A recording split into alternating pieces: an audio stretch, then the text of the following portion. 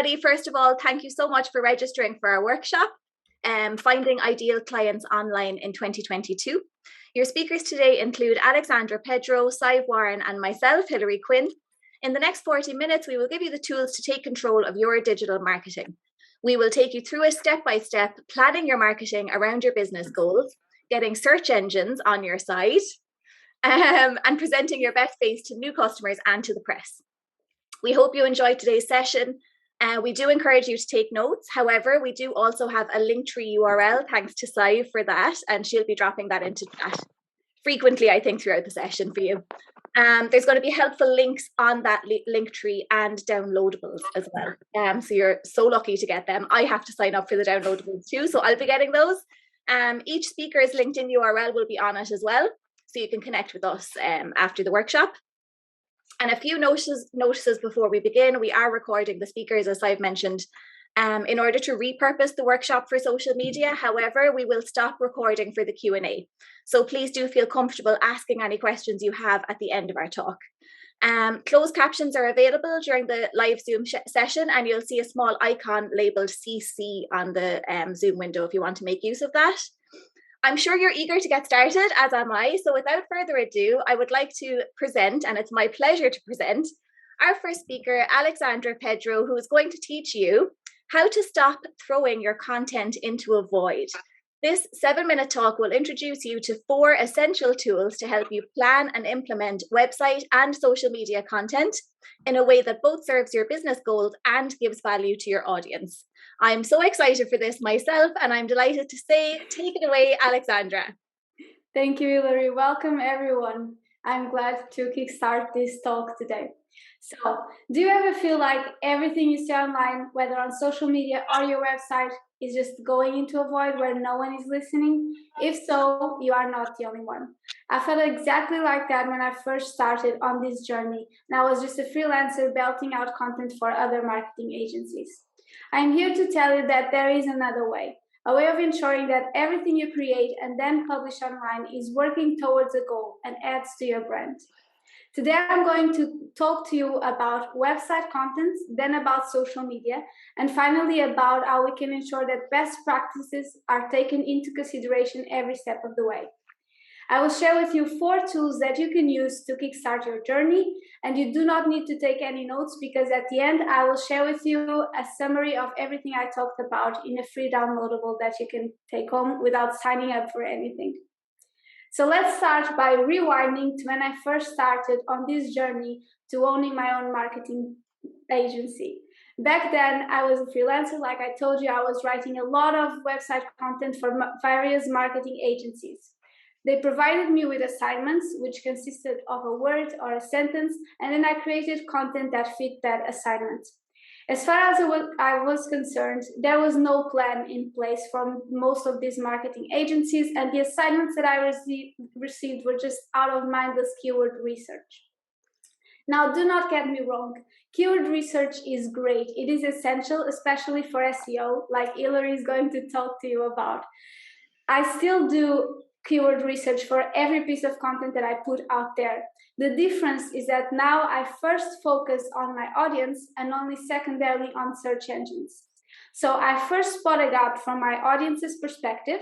I decide how I can fill that gap with my content, and then I focus on making sure that that content is optimized for search engines.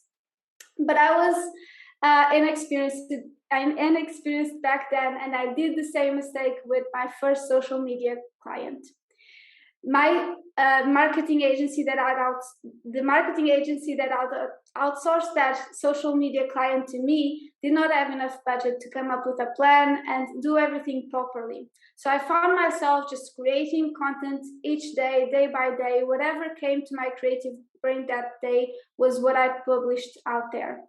What people end up with was an inconsistent voice, an inconsistent brand, and really no reason to follow along. But how can we solve this issue, this lack of inspiration, this lack of consistency, both within channels like your website and social media and across those channels? There are 3 tools that I use that can help you on this journey. You can use the marketing strategy, the brand guidelines, and the content calendar. So let's start with the marketing strategy. Take time to get to know your business, define your business goals, and then find out how your marketing efforts can fit in. When you know how your marketing efforts fit in, for example, finding new clients or spreading a message if you are a nonprofit, then you can come up with your marketing strategy. Your marketing strategy includes your marketing goals, which support your business goals, and the steps that you are going to take to achieve those marketing goals. As an oversimplified example, if you are a nonprofit, for example, and you want to educate a certain amount of people about an issue so that they want to take action and support your organization, you can create content about that issue to post on your website and on your social media. Now let's move on to our second tool, your brand guidelines. Every client I have has brand guidelines, either created by them or created by me. This is a document that has everything about how the business must be portrayed at all times. It usually has at least 3 sections. It has your core, which is who you are, your voice, which is what you say and how you say it, and your image, which is what you look like. Having brand guidelines is essential to ensure brand consistency across all channels, but you need to make sure that everyone is following those brand guidelines. And finally, we have our third tool, the content calendar. And the name really says it all. It is a calendar with all the pieces of content that you are going to publish throughout a certain period of time in your various channels. So they can be your website, your social media, your newsletter, and so on. Taking the time to plan your content in advance is essential to make sure that you never lose sight of the big picture, that you have a series that people can follow along, reason for people to follow you. And also allows you to take the time in advance to plan how you are going to create each piece of the content that you are going to put out there. When you are planning your content, make sure that you plan content that is easy to consume, useful at some level, engaging, and always focused on the needs of your audience. But even though the content calendar is essential to, make sure that you leave room in it for changes that may come from the environment, from your audience, and even from within your business. Now, so far, we mostly talked about how to plan your content, but there is one piece missing, how to implement it. When one person creates the content, for example, you, and then someone else publishes it, for example, your social media or website person, best practices may be lost along the way. How can you solve this problem? Well, you can either educate yourself so that you know what is needed from every step of the way, or you can hire people whom you trust to do it properly. We are talking about making sure that, for example, accessibility-focused components are always taken into consideration, be it alternative text for your images or closed captions for your videos. But whichever way you go, whether you do it yourself or hire someone to do it for you, there is a tool that can help you making sure that the best practices are always followed. You could try creating a flow chart for each type of content, of all the actions that need to be taken between its conception and its publication. So, for example, if you are creating a flow chart for a social media post, it could include coming up with the idea for the post, validating that idea with someone, ideally from your target audience, then creating the caption for the post, creating the graphic or choosing the photograph for the post, publishing the whole thing on social media with hashtags and with alternative text, and finally, always replying to audience engagement in your post. When you are creating these flowcharts, these pieces that are the guiding light for everyone in your business creating and publishing content, make sure to ask someone who knows the best practices to help you create a flowchart that really works for you. And then make sure that the flowchart is available and used by everyone in your business, of course. And this was it for me today, because it's a very short talk. I know I only scratched the surface, but I hope it was enough to inspire you to get to know these tools, to maybe try them in your business, start implementing some of it into your business. If you have any questions for me, you can leave them in the chat. and I will reply to them during our Q&A session. And if I do not get to your question, just email it to me at alexandra@apmarketing.ie, because I always reply to your emails. And finally, like I told you at the beginning, I compiled a summary of everything I talked about and more on my website. You can just go to the Linktree link that is going to be in the chat.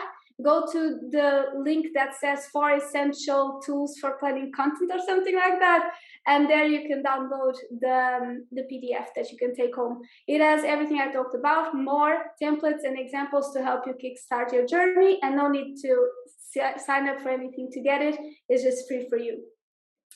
Thank you so much for joining me today, for giving me your attention. I really value it. And now I want to present to you our next 7-minute talk, because this is all going. It's very quick. I'm very glad to present Hilary Quinn, the website and SEO queen behind Proximo Web Design. She's going to share with us how we can make search engines work for us. Take it away, Hilary. Oh, thank you, Alexandra. That talk, it was just amazing. And I'm so looking forward to getting that link from Linktree as well for myself. So I'm just going to share my screen with everybody. So sharing that now. So is that looking okay? You can see my first slide. Yeah, brilliant. Okay, I may as well launch into it. Hopefully I'm 7 minutes. I apologize if I go a little bit over. I kind of maybe have it.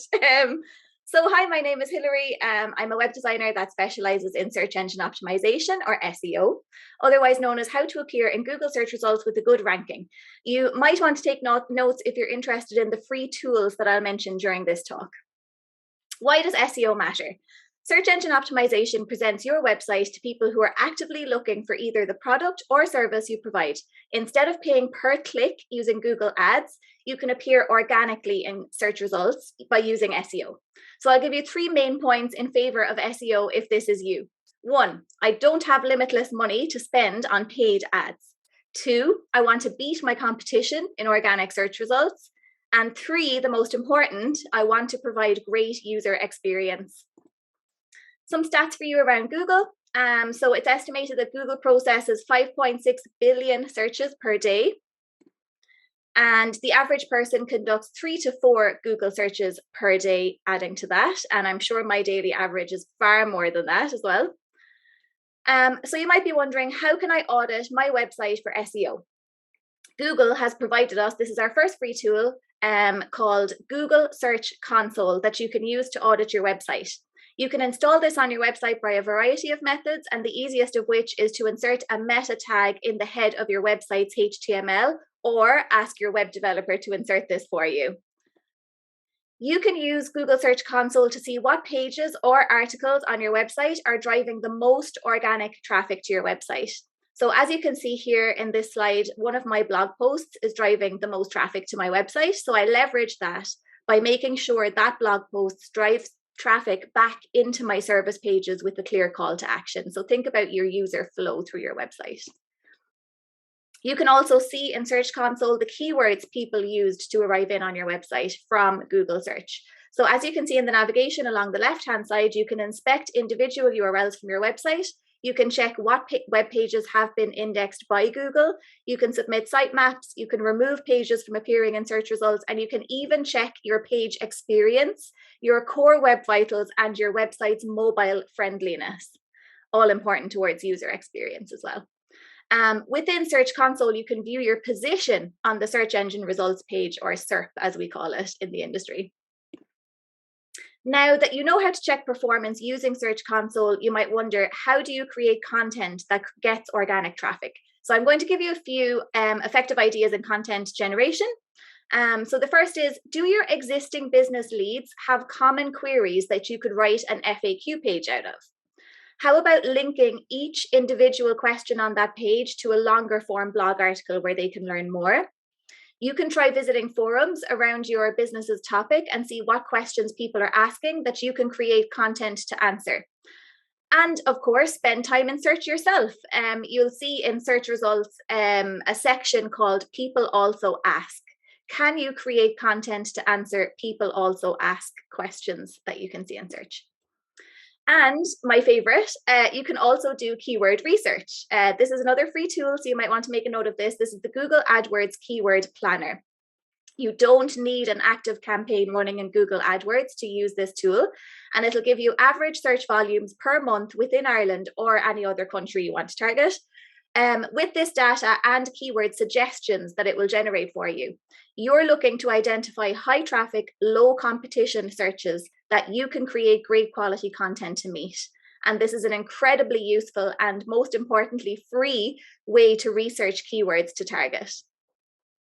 So now that you have your content created to meet your target audience, you need to optimize your website content for search engines. HTML, as I mentioned before, it's the standard markup language for creating web pages. So your HTML page titles directly and meta descriptions indirectly benefit your website SEO. But what is a page title and meta description? Page titles appear in Google SERPs, as we said earlier, as those blue clickable links on the page, and the meta description is the short snippet of text underneath. Your HTML page titles are a valuable source of keywords for Google and users, and your meta descriptions, while they're not as important for search ranking as regards keywords, they do have an indirect effect on your ranking by describing, and this is important, why users should click into your page. And if you do this correctly, it will increase your click-through rate. So meta descriptions should be compelling towards achieving that click. Lengthwise, you can see mine are truncated. So lengthwise, you generally get about 160 characters towards a meta description before it gets truncated with those dots afterwards. And then with the page titles, they're about 600 pixels in length, and that corresponds roughly to about 60 characters. Thereabouts for your page titles, that is. What else is important in HTML? Pay attention to the use of headings in your content from H1, which is the most important heading, all the way down to H6. Write in a natural way, make use of bold, italic, block quote, bullet lists. Don't forget to include images and, where possible, video to illustrate and improve your content. Good user experience, this is my favorite. So user experience, or UX, if we refer to it in its short term, is crucial for SEO. And again, you can use our old friend Google Search Console to test out some elements related to this on your website. On the left-hand side of Search Console, you'll see Core Web Vitals. This relates to how quickly page content loads, how quickly a web page can respond to a user's input, and the stable loading of the page. Also in Search Console, there's a link called Page Experience. That particular link, so a bad result, you might see sometimes when you click into your page experience, you might see a bad result here. But a lot of these problems are easily fixed. So a bad result here could be caused by what we call intrusive interstitials, and that would be perhaps a pop-up window most commonly. So you might have a pop-up window when your website loads. Some other things that might affect your page experience: a lack of an SSL search resulting in a HTTP connection rather than HTTPS. And again, you'll see this in Search Console and it'll flag it as an issue and it'll tell you exactly why, that it's the lack of HTTPS. Outside of Search Console, you can also test your mobile UX using Google's Mobile Friendly Test. So that's another free tool, Google's Mobile Friendly Test. And you can just search that, you'll find the tool, and you can actually, outside of Search Console, put in any pages you want to test there for mobile friendliness on the mobile version of your website and see if they are passing that test or not. So this is the kind of graph that you'll see when you click into page experience in Google Search Console. So this is just a real life example. I have a client who inserted a pop-up window on their e-commerce website trying to collect phone numbers with it. So because it loaded immediately when someone visited the website, it trapped users with no way to get back to the website that they'd actually wanted to see. Google started removing pages from the good page experience result. And their website completely flatlined until they hired me. So when I came in and saw this, I removed the pop-up entirely. And as you can see, after that, all of the URLs got a 100% good page experience ranking. So this example really shows the value of using Google Search Console as a great tool to identify very quickly issues that might be impacting two things. So they're impacting both on your ability to rank in Google, but also impacting any visitors to your website, no matter where they came from. So to sum up, we have discussed why ranking your website at the top of Google search results matters. We discussed how you can audit and test your website using multiple free tools available to you. And we discussed how to make sense of that data. This includes how you can research keywords, come up with content ideas, and improve your users' experience, whether it's by providing a faster load time, removal of pop-ups, or providing a great mobile layout, among other things. This should equip you with all of the tools that you need towards making an excellent start to improving your website for both Google and web visitors. And if you'd like to ask me any questions, please do so in the upcoming Q&A. And if you'd like to connect with me, my website and LinkedIn URLs will also be on the Linktree page that has been dropped into chat as well. So that is it. I will stop sharing my screen. And it is, oh, how did I do? I was way over when we rehearsed this last week, so it's a lot better. That's good. Thanks, Sadhbh. So it is my pleasure now to also introduce Sadhbh, who is going to be our final speaker, Sadhbh Warren, who is a content writer and project manager at Content and Event. Media coverage builds credibility and visibility, making you stand out from the pack. But how do you get in the papers and magazines or onto the big websites or become a trusted go-to person for radio and TV comment? Sadhbh will now take us through the process of press packs and releases and getting the media to come to you. I'm really excited for this, and it's over to you, Sadhbh. Thank you, Hilary. Thank you for taking us through SEO so clearly and quickly. That was fantastic. And thank you for that lovely introduction. I'm going to bring you around to family Christmas dinners so you can introduce me from now on, because I feel phenomenally pumped up by that. So you should all be looking at me sitting in the corner of your screen. Hopefully it's working. Okay, so yeah, I can, as people know, I can never resist a slightly fancy trick. So let's get started with this. So we've heard Alexandra talking today about planning to create better content, and Hilary talking about using SEO to attract more traffic. So we've been talking a lot about getting you seen. I'm going to continue on with that theme. I want to talk about press pitches and creating stories that will get you seen, and crucially, making sure that you're ready to be seen before you do these, and how to make the most of any attention that does come to you with a call to action. And everything I discussed today will be covered in the download available to that link tree, so you don't need to take notes unless you really want to. I have 7 minutes, as we pointed out, and I've been a bit on the ball about everyone else's timing, so I better stick to it for myself. So here we go. Media coverage could be a huge boost for your business, but before you start writing press pitches, you need to have a think about, are you actually ready to be seen? So I'm going to start with a very, very simple question. Are you actually ready to be famous? What do people find when they find you? When they go to your website, what do they see? If someone were to look you up or come across your content, what action will they take next? Thinking about this in advance is a vital part of creating a press pitch that actually achieves your goal. Are you making it easy for people to buy from you? Look, I do an awful lot of social media audits and tune-ups, and the first bit of advice I give to a lot of clients is never make it hard for people to give you money. Be clear what you are selling and be easy to contact and buy from. So what do people find when they find you? Are your various forms of digital presence clear about who you are, what you offer, who you offer it for, and how they can contact you if they want it done? And then finally, do you have a clear call to action? Do you tell them what to do next? A lot of people don't have this in their profiles, so it's time to review yours. So make a list of every digital profile you have, every social media platform. Take a look. Even better, ask someone who's not related to the business to look through it with you and see, does it clearly show your brand name, who it's for, what you do and who you do it for, and how to contact you. And then, because people look at you are probably still on the fence, what people should do next. So what do you want people to do immediately after seeing your posts and going to your profile? This is called a call to action. It's actually a must-have for any bit of content you make, not just social media blog posts. A clear call to action, a CTA, gives people direction on how to take the next step that you want them to take, whether that's signing up to a release mailing list or buying from you through your website. It doesn't have to be long. In fact, it shouldn't be long, but it should have your business goals in mind as well as having a benefit for the reader. So think about that for a second. Join our mailing list. Nah. Get 5% off or see pre-release stuff by joining our mailing list. Yeah, it's a bit more interesting. So a call to action should have a hook for them as well as a benefit for you. It clearly tells interested visitors what you want them to do next and what's in it for them.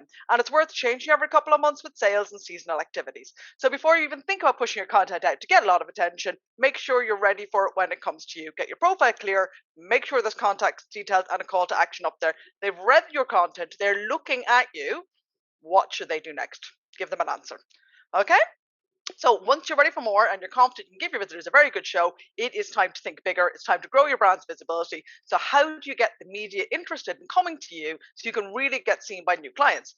Look, getting into the press isn't luck. It's a careful combination of timing and preparation. That's why publicists get paid so much. It is a possible thing to do. There's a formula and you can do it. I'm going to show you how to do it today. I've done a lot of press releases and I've ghostwritten an awful lot of pitches. And what I can tell you is that to get the media interested, you need two things. You need to be relevant to them and you need to make their job easy. Okay? We need to be relevant. You need to reach the right people at the right time and give them a story with a hook that connects with their audience. And you need to make their job easy by making that hook really, really obvious and including all the details what they need. So what relevant publication should you look at? You should start with your ideal audience. Think about the customers you want to reach, where they get their news from. Start a scrapbook of articles of businesses that you see like yours. Like when you see something, what's the angle? Who's writing it? When you see something, go, oh, that could have been us. That could have been my business. Take it, take note of it. Hang on to for inspiration. You should look at magazines and national supplements, as well as local papers, local radio. Think about production companies for TV, podcasts, social media. Keep track of writers, editors, and creators and follow them if you can on social media. Instagram is probably my pick for reaching out to the media on social media. If you follow them and read them and comment where appropriate, that way they might actually recognize you when you reach out with your pitch. Now, bear in mind when you do reach out to someone, you're not reaching out to a journalist, you're reaching out to the publication or platform that they are writing for, to that audience. You need a hook that connects with the audience that will benefit the audience. And as well as that, timing is absolutely key. Don't pitch Valentine's Day items on February the 10th. You need to think longer term.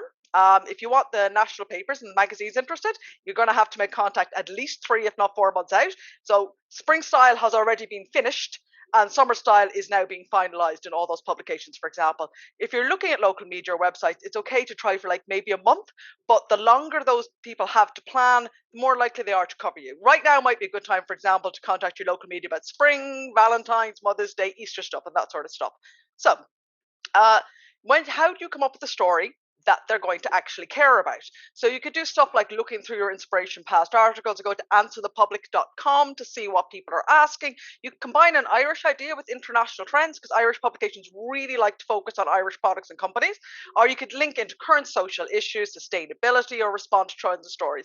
Chat with your friends and your customers about your ideas, and if they're interested and they're talking to you, you might have a story.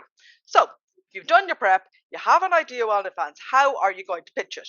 A really great pitch or a good press release nails 3 things: the purpose, the hook, and the photos. So you got to lead with the purpose. What are you? Why are you contacting them? Is it a new brand, a new service? What, a big win, an award win? Why are you getting in touch with them in the first place?